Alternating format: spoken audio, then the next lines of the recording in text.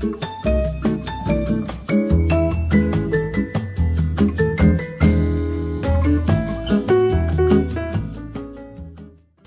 everybody, welcome to Word on the Street. I'm Shelly, your host, and I have a guest with me today.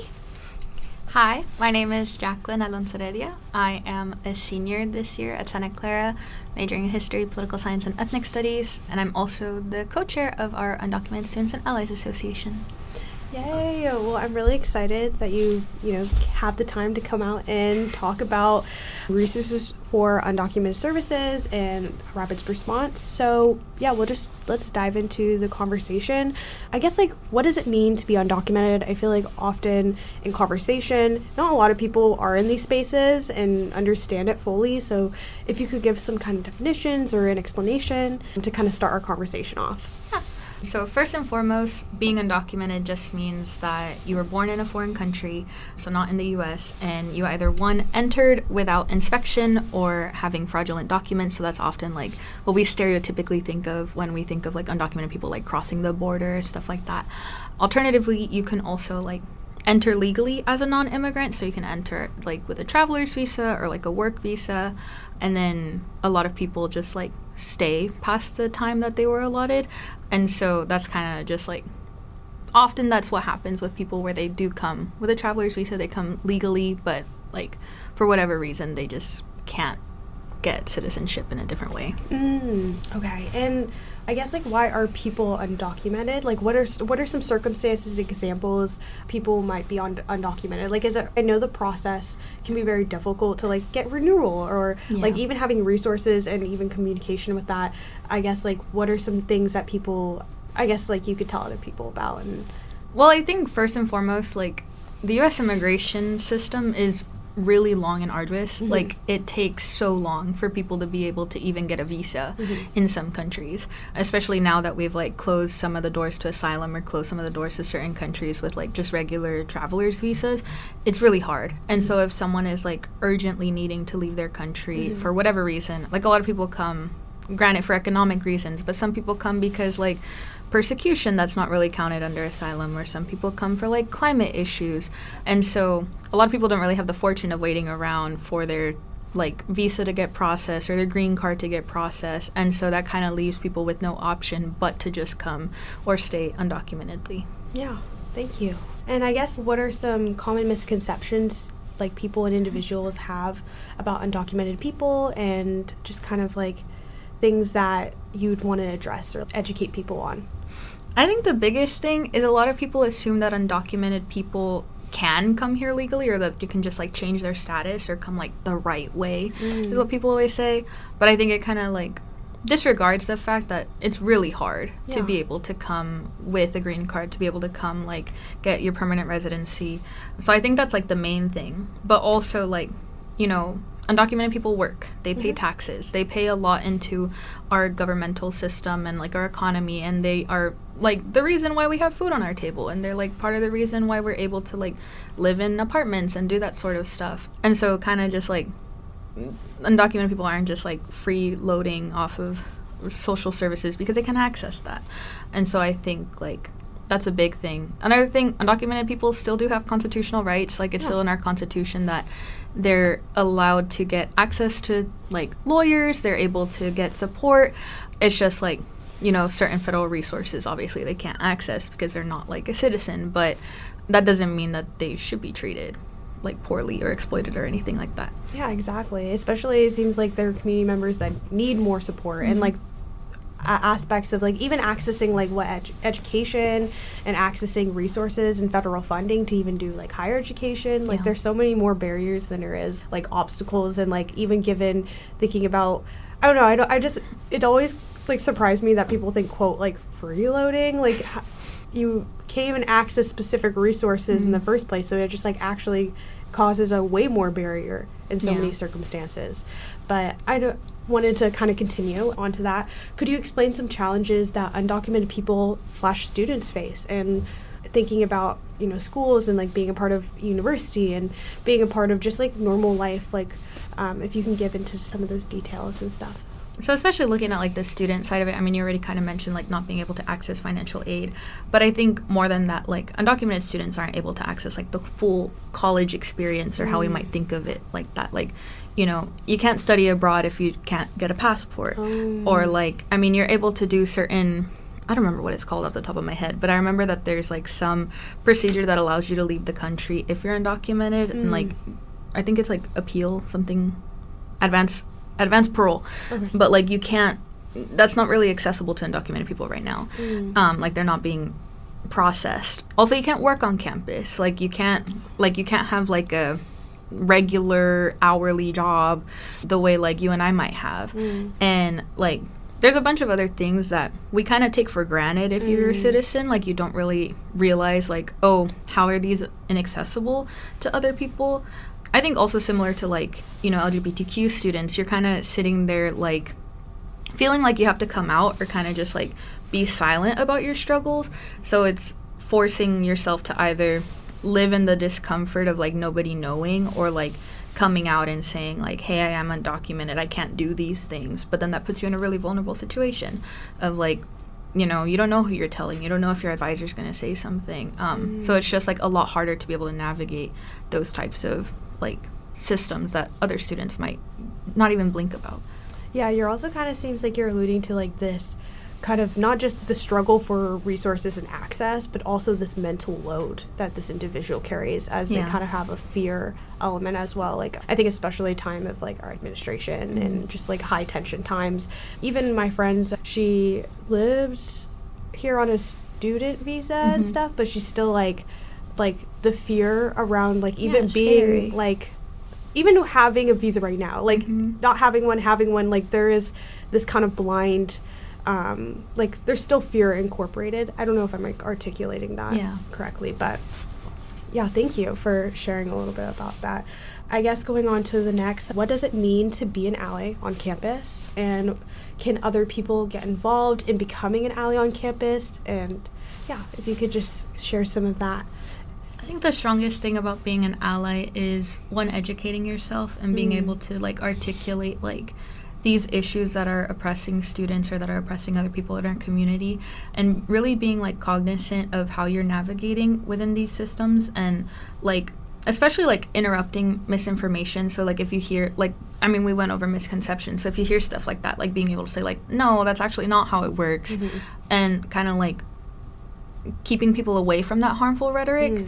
Also, like, if an undocumented student or a person comes up to you and, like, says, like, hey, I'm undocumented, like, I need this support, like, the best thing an ally could do is be confidential and maintain their safety and, like, make sure that, like, you're treating them like a regular person. Like, undocumented students, they don't want to get treated any differently. They want to be able to, like, you know, be treated the same. It's not, like, preferential treatment. But being able to, like, stand with them and say, hey, I understand that that's hard.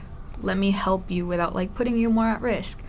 I think also like certain community members who have access to like administration or have access to like maybe they're working in the community in some capacity, like being able to advocate for institutional change, whether that is at Santa Clara's campus or whether that is like outside and like, you know, city council or something like that, like to being able to say like, I've talked to students, I've talked to people who are being impacted. How can I bring their voices up and like advocate for them and with them, like in these times of desperate need.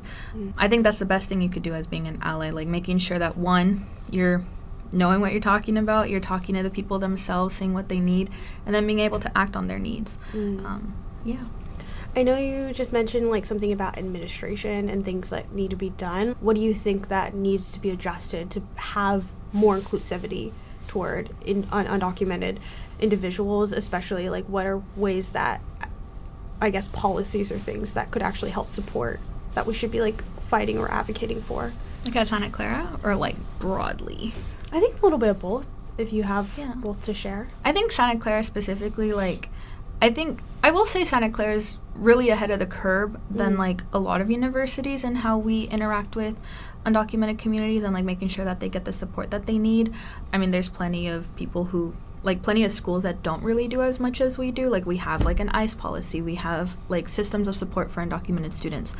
But I do think like I mean, USAA and the Undocumented Student Working Group, like, we have Undocu Ally trainings, but they're not, like, mandatory. Like, you're not forcing faculty or staff to have these meetings or, like, learn these things. And so there's, like, a big gap with, like, some faculty or staff who don't really know how to respond. So I think, like, within Santa Clara, it'd be really important to be able to maybe not force, but, like, get more people to get involved in that, to kind of be more aware of what happens in case something happens. But I do think, like, more broadly speaking, if we're talking, like, U.S., obviously, like, changing our immigration policy to be more, like, be able to grant people the opportunity to get a pathway to citizenship, even though they're undocumented. I mean, oftentimes, if you're undocumented, you kind of have to go back to your home country for, like, 10 years and then have to sit there, wait around. A lot of people were born in the U.S. A lot of people have families in the U.S. They've established communities in the U.S. And so to tell them, like, hey, actually, if you want to be a U.S. citizen, you have to go back to a country that's no longer your home for 10 years. And then you can maybe think about, like, we'll give you a green card or we'll give you some form of residency. I think, like, being able to understand, like, yeah, there are people who are here undocumentedly. And, yeah, like, we can't, obviously, we don't have the infrastructure to take every single person who wants to come to the U.S., but how can we make it easier for people to transition into citizenship? And how can we make it so that less people are forced to come to the U.S. as a, like, desperate means? Like, how can we support other countries to make sure that they're not, like, just coming into the U.S. without, like so urgently? Like, how can we support their infrastructure? How can we support their education? How can we support their economy so that people are comfortably situated in their home countries without having to come to the U.S.?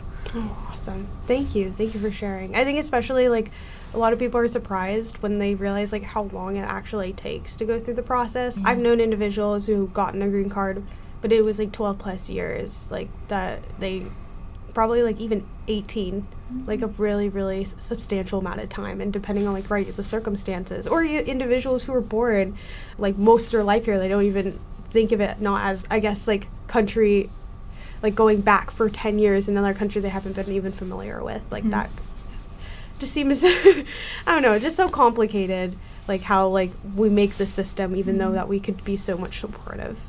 But yeah, as we're continuing on, I guess, like, what is rapid response and what does it look like in Santa Clara? Yeah. So different counties kind of have, like, their own rapid response hotline. Santa Clara County has the Rapid Response Network. So write this number down, 408-290-1144. In the MCC and in, like, USA, I make sure to, like, have everyone write that number down, take that number down, just in case, you know. So the way rapid response works is, if you suspect, even if it's, like, you're just kind of wondering, you can call that number, and then if it's, like, if you suspect it's ICE or DHS or there's any, like, you know, police presence or anything, you can call that number, and then it helps share accurate real-time information to responders. And so people like me and other volunteers will come out and be legal observers.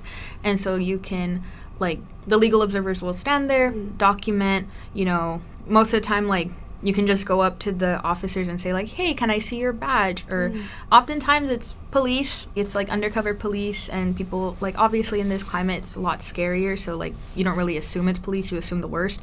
And so, like, oftentimes it's police. They'll show you their badge. They'll be like, yeah, I'm not ICE, trust. Like, please, I'm not that bad. But I do think, like, having that number and making sure that you're, like, not spreading panic and not just, like, saying, like, oh my God, there's ICE on Lafayette or something, because that happened, like, a couple weeks ago of, like, oh my God, like, there's ICE, blah, blah, blah, blah. It was just undercover police. And so I think, like, being able to have that number and, like, send people who are trained to be out there in the field taking photos, taking videos, and then making sure that those who are apprehended, like, if it is ICE, those who are apprehended get the legal services that they need, providing them with resources and ensuring that they have, like, due process and everything, even within, like, their apprehension or detention. Like, keeping accountability as well. Yeah. I know you kind of already mentioned it, but, like, let's say an individual on campus interacts with ICE or is in interaction, what are the steps should they do? I guess, like, it's a lot of people, especially in the media, I guess it's, like, a lot of filming, you know, reporting. I guess if you have more to say about that. Yeah, so if you suspect it's ICE on campus, especially, like, call campus safety, and then after you call campus safety, also call the Rapid Response Network and like get people out there. If it is ICE, campus safety will respond and they'll work with general counsel to make sure that ICE actually has a warrant to be on campus, because we are a private university, like they shouldn't just be here. And then if you're interacting with them like face to face, like be calm. You have the right to remain silent regardless of whether or not you're undocumented. You have constitutional rights that allow you to remain silent, ask for a lawyer, ask if you're being detained. If you're not being detained, you can go. Also, like, don't answer any questions. If they're asking you, like, hey, do you know who so-and-so is? No, don't know. I've never seen them in my life. Even if they're your best friend, even if they're someone you see all the time, like, don't answer any questions. Especially don't answer any questions about someone's immigration status, or, like, where were they born, or, like, when did they come to the U.S.? So it's just, like, stuff like that, like, not really engaging. It's not obstructing law. It's not like causing any harm or anything. Also, it's not your place, but you could ask to see a warrant. Like, that's obviously like what general counsel is going to do, but you could ask to see a warrant, especially if you're like a faculty or staff member, like before campus safety gets there, before general counsel is able to intervene. And then checking to see, is it signed by a judge? If it's signed by a judge, then technically they do have the right to be there and engage in their procedure, whatever.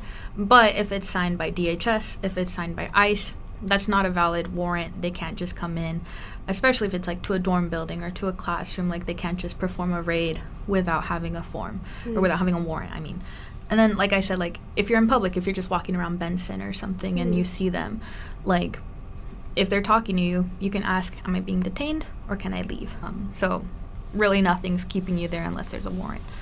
Yeah, I have 2 questions. I was wondering, like, how it differs between a private and public institution. And you mentioned DHS. Can you, like, what's, like, DHS? Sorry, I don't know if I, but I know it, like, I've heard what ICE is, but I guess I'm not familiar with the term.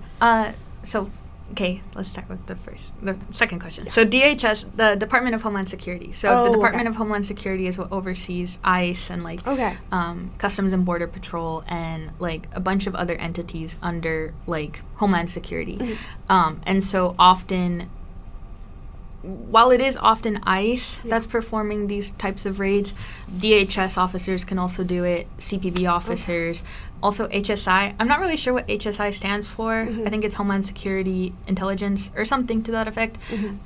But like, there are different entities that are able to perform these like searches of undocumented communities and like detain them.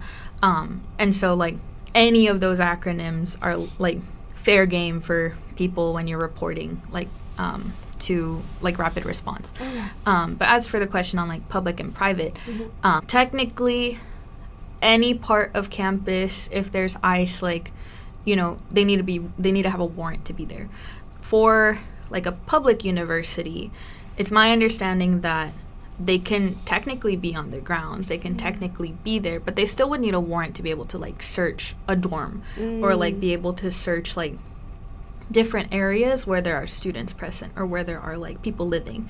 But like, it's my understanding, like if they were to be at San Jose State, like that's an open public campus, kind of anyone can be there. They don't technically need a warrant to be standing in the middle of the lawns.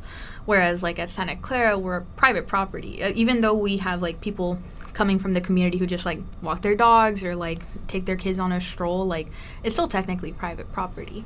So that's kind of like the differentiation. But nonetheless, like if they are going to perform a search, they need a warrant. And so they can't just like take someone off the street or take someone off a park bench or something without having that warrant. And it has to be signed by a judicial like figure, like a judge. So again, not DHS. How do you know, like, is there like a visible indication in signature between like... Yeah, so I mean, I can like show you, but like generally speaking, like a judicial warrant would have like, let's see, immigration. So like the difference is that like it would have like a judge's signature on it, or like it would say like a judge, like it would say like the court of blah blah blah blah blah. Whereas like a warrant that's signed by DHS is gonna say like Department of Homeland Security at the top. And so you kind of want to look for, is it a court that's signing it? Like, is the top of it saying court, or is the top of it saying Department of Homeland Security? And then that's kind of how you know, because you know, Department of Homeland Security, like obviously they want to get as many undocumented people as they can, or just like anybody in the mix, and so they're gonna just sign warrants willy-nilly, or like fake warrants. They're not actual warrants. They can't really do anything with that legally because it doesn't hold up in court, and so you have to look to see, is this actual like a court signed like document, or is this like just a DHS officer signing off? Okay, that's good to know, because I feel like if there's like word, like, because if I looked at the signature, I'd be like, oh, I know this guy. Obviously, but no, that makes sense. Thank you for clarifying. I guess like moving on to what we're already kind of going into, but what are the limitations of ICE? I know that undocumented individuals have rights, constitutional rights, but what are other things that I guess would help individuals know like what their limitations are? Well, like, I mean, ICE, like I said, like can't enter private spaces, so like they can't enter dorm rooms, they can't enter your home, they can't enter like I mean, they could enter businesses, but like it's stuff like something more personal to you, like a home, a dorm room. Like they can't enter, not even just like the dorm buildings, and they can't like force entry without consent. And so again, like looking at those warrants, ICE technically they can operate like legally within like doing certain searches and procedures. There's really nothing that's stopping them legally, but they also can't detain someone without legal cause. So if they have a warrant for, like, say they have a warrant for John Doe, they can't take Jane Doe also because she's there. And so, like, you know, you can't detain someone without legal cause, even though that's how they've kind of been operating of like, oh, you're kind of stuck in the mix of everything that's happening. Legally speaking, you can't do that. And so, like, again, asking, am I being detained? If I am, why am I being detained? Do you have a warrant for me? That sort of thing. But also, ICE can't and shouldn't be detaining citizens. So if you are a citizen advocating for yourself, like saying like, here's my driver's license with my real ID, here's my passport, or if you have it. I know a lot of people in fear have been carrying around their passport, and so being able to show like, no, I'm a citizen, there's nothing for you to be like stopping me for, except for maybe obstruction of the law, but they're not technically law enforcement agents the way that like FBI or police might be, and so they can't just like, you know, that'd be like a different entity that would be taking you. Well, like, let's say we visually watch somebody being detained, like, what can we do, like, in regards to that? Like, who do we call? Like, what are the next steps, like, I guess, in trying to initiate help for this person? So if you're watching someone be detained, the best thing you can do is, one, document it. So say there's like multiple of you like watching someone get detained. One of you should be recording. Record the interaction. Another person, if comfortable, approach the officer, ask for their badge, ask for their name, making sure that you get that information. If something like bad happens, say the person being detained is like attacked or assaulted, then you can report that on like how much they care. I don't really know, but you could report that to DHS, say that this officer is engaging in misconduct and they're not following proper operating procedures of like, you know, just detaining someone properly, especially if someone's not fighting back. And so to like getting that information from the officer themselves, but then also telling the person being detained, like reading them their rights, like you have the right to remain silent, you have the right to consent to searches, you have the right to like ask for a warrant, you have the right to like not answer any questions, you have the right to speak to a lawyer. And so like oftentimes people who are getting detained, like they're not really like thinking they're scared, they're gonna be just like saying whatever they can to get themselves out of it, but like all of that could be used in court, all of that could be used against them. Like if you're saying like, oh, my name's this and this, and like I'm from here, like all that could be used. And so like making sure that people know their rights as they're getting detained, and then also like I said, like getting that recording, making sure that things are on the up and up.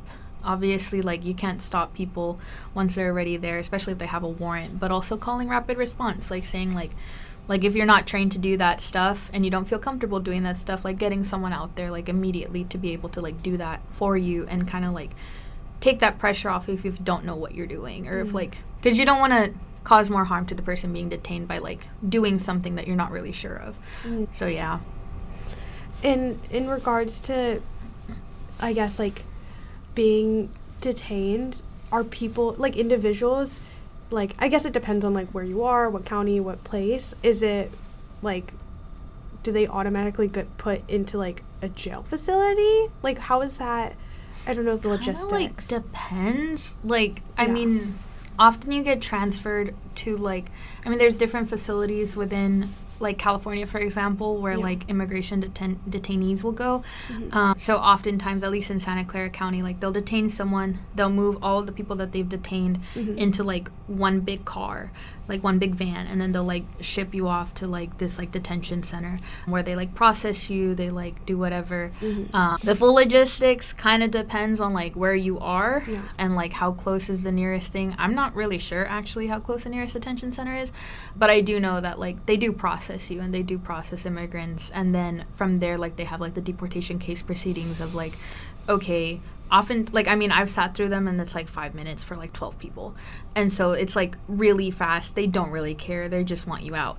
And so, like, the procedure kind of varies also depending how close you are to the border. Oftentimes there's more people at the border that are getting detained, especially by, like, Customs and Border Patrol, and so, like, they're going to be a lot quicker about, like, just shipping you back to Mexico or shipping you back if you've just, like, crossed the border. And so it's a lot easier there at the border to get people just, like, sent back versus, like, having to do the whole procedure of, like, okay, let's, like, see how long you've been here, and let's see, like, you know, like, give me evidence, give me, like, this and this and that and that, let's get you a lawyer. Like, you know, everything's just, like, really quick, especially with how many people they've been detaining. Oh yeah, that.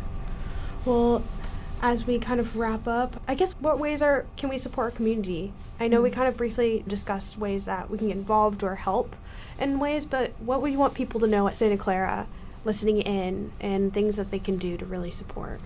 I think, like I said earlier on, like, how to be an ally, like, really getting to know the circumstances around these issues and, like, getting to know, like, the communities impacted and, like, what they need. Like, I'm not saying, like, go around asking people, are you undocumented, what do you need? But just, like, you know, go to events where, like, they might be talking about these issues, or, like, inform yourself on the news, like, read up on it. Like, oftentimes I tell, like, people the National Immigration Legal and blah blah blah, what is it called? NILC. Just look up nilc.org. Like, they have a bunch of great resources on, like, detention and, like, legal proceedings and, like, know your rights and, like, all these different things that, like, like, a bunch of things that you probably don't think of off the top of your head, but it really informs you of, like, how are all these things working together to, like, harm our community. And so really getting to know, like, the legal process, and, like, yeah, it's, like, boring, and, like, really, who cares about law stuff? I say to the, I am assuming pre-law person. Yeah. But, like, I mean, like, you know, just educating yourself. Also, like, attending events, attending workshops that support communities that are impacted. Like, donate to, like, legal institutes, donate to lawyers. A lot of people are doing this stuff pro bono. Like, it's not easy work. It's not, like, paid for work. So being able to support the people that are doing the work on the ground to support these migrants. Also, like I said, like, if you're in a place where you're able to advocate for these communities, like, one, getting to know what they need, like, trying to understand, even if it's not from, like, a first-hand account, like, getting to know different advocacy groups and, like, what trends are they hearing, what types of things do they hear from their, like, clients or, like, their people that they're supporting, what do they need, and then, like, using that to kind of push the needle. Like, be in your classroom, do, like, an Undocumented training for your classrooms. If you're a staff member, like, you know, kind of knowing, how can my department better support undocumented students? How can we make sure that, like, you know, our jobs are more accessible? Maybe let's have, like, stipend positions. Maybe let's do, like, this other thing that supports undocumented students. If you're not on campus, like, what can I do in my day-to-day life that might make something easier for an undocumented community member? Or how can I, like, be a more visible ally? Like, some people put, like, butterflies on their, like, businesses of, like, hey, we're here for everyone. Like, this is a safe space. A lot of people, like different churches and different places have established themselves as sanctuaries. And so being able to say, like, no, what's going on in the U.S. is wrong, and so I'm going to do something about it, and I'm going to make sure that people feel safe when they come into my door. So, yeah, I think that's, like, the best thing you can do. Be informed, and then use that knowledge that you've gained to support other people. Well, thank you so much, Jacklyn, for sharing such rich and informative like resources, especially I feel like a lot of people are not really engaged with this on campus, and so it's just like really valuable to be able to articulate this and be able to spread this information the way that you did. So thank you so much. Yeah, share love, y'all.